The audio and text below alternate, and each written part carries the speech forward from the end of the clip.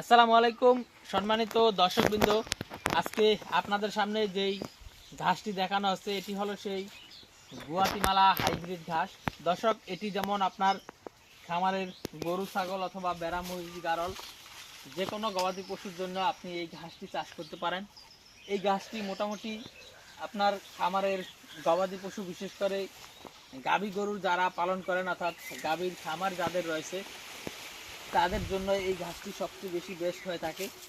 দর্শক শ্রোতা, গাভীর খামার ছাড়াও যারা ষাঁড় গরুর খামার যাদের রয়েছে, ষাঁড় গরুর জন্য এই ঘাসটি চাষ করতে পারেন। এই ঘাসটি মোটামুটি আপনার ফলনের দিক দিয়ে অন্যান্য যে ঘাস বাংলাদেশে রয়েছে সেই ঘাসের থেকে অনেক বেশি ফলন এই ঘাসে হয়।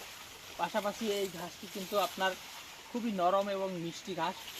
আর এই ঘাসটি আপনারা যদি 2 থেকে 2.5 মাস বয়সে কেটে খাওয়ান তাহলে কিন্তু এই ঘাস খাওয়াতে মেশিনেরও প্রয়োজন হবে না। তার কারণ হলো এই ঘাসগুলো খুবই নরম, শক্ত হতে অনেক সময় লাগে, কাটিং করতে অনেক সময় লাগে।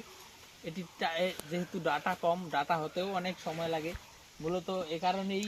আর যে ঘাস, বিশেষ করে জারা গাছ, পাকচন ঘাস অল্প কিছুদিন রেখে দিলেই গোড়া টাইট হয়ে যায়, আর গোড়া যেটা টাইট হয় সেটাই মূলত কাটিং হয়ে যায়।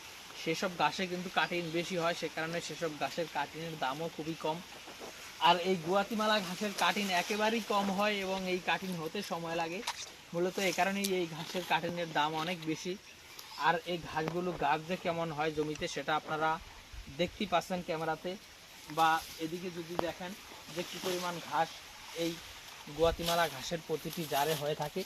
তো দর্শকবৃন্দ, আপনারা যারা এই গুয়াতিমালা ঘাসটি চাষ করতে চান তারা আমাদের কাছ থেকে এই গুয়াতিমালা ঘাসের কাটিং সংগ্রহ করতে পারেন। সেক্ষেত্রে আপনারা আমাদের স্ক্রিনে দেওয়া নম্বরে আমাদের সাথে যোগাযোগ করতে পারেন।